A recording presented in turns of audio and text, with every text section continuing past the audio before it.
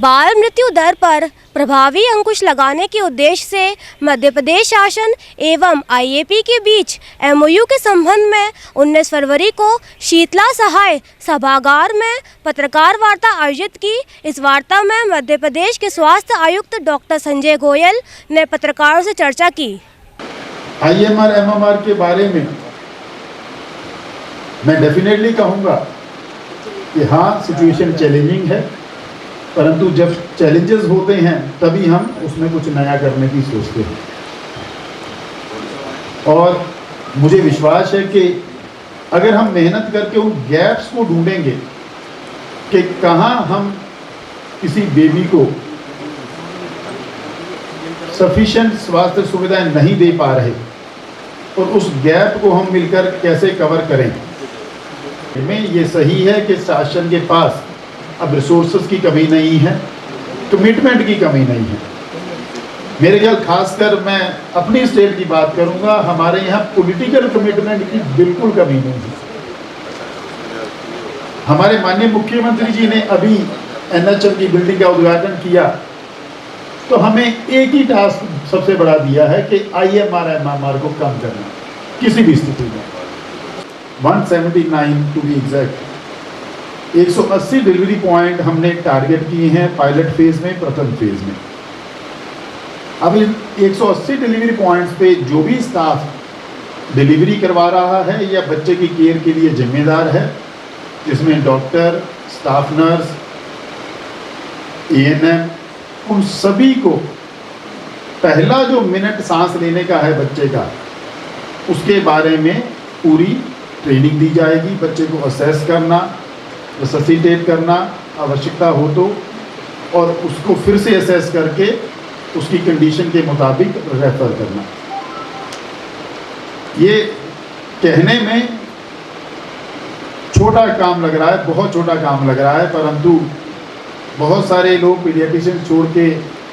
या गायनेकोलॉजिस्ट छोड़ के जो बाहर होते हैं वो असेस नहीं कर पाते, क्योंकि उनका पूछना यही रहता है कि क्या बच्चा रो पड़ा है, बट पीडियाट्रिशियन की चिंता होती है अगर रोया है तो कितनी देर बाद रोया है। और ये बात बहुत बार शुरू में छूट जाती है माता पिता की जानकारी से, और बाद में फिर कुछ साल बाद ये न्यूरो डेवलपमेंटल डिले, मेरा मानना है कि हम सिर्फ डेथ को ना देखें, उससे जो लॉसेस हो रहे हैं उसकी लाइफ में बच्चे की और उस परिवार के लिए जो लॉस हो रहा है वो और बड़ा है। कि ये अवेयरनेस होना, जैसे आपने भी अपने परिवार में डिलीवरी कराई होगी और आपके भी बच्चे होंगे, तो परंतु हमने कभी महसूस इस बात को हम रिस्क में कवर नहीं करते कि अगर बच्चा पैदा होगा और उसको अगर जल्दी से ठीक से सांस ना आया तो क्या करेंगे, क्योंकि वो मैं जैसा बताया कि पहला गोल्डन मिनट, ठीक है, 1 मिनट। अब 1 मिनट में अगर वो बच्चे ने सांस ना ली तो आप दूसरी जगह जहाँ भी लेके जाओगे, ठीक है, तो कुछ मिनट्स तो आपको लगेंगे।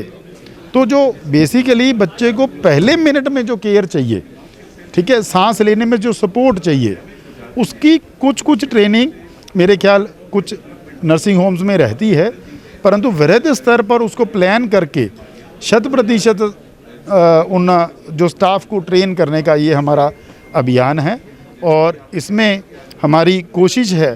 कि एसएनसीयू में बच्चे जाएं ही कम, और बच्चों को जो बाद में मानसिक विकृति के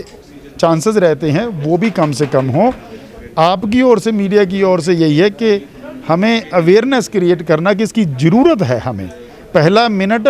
हमें जल्द से जल्द ठीक से बच्चे को सांस देना ज़रूरी है, उसकी आवश्यकता को महसूस करना, क्योंकि जब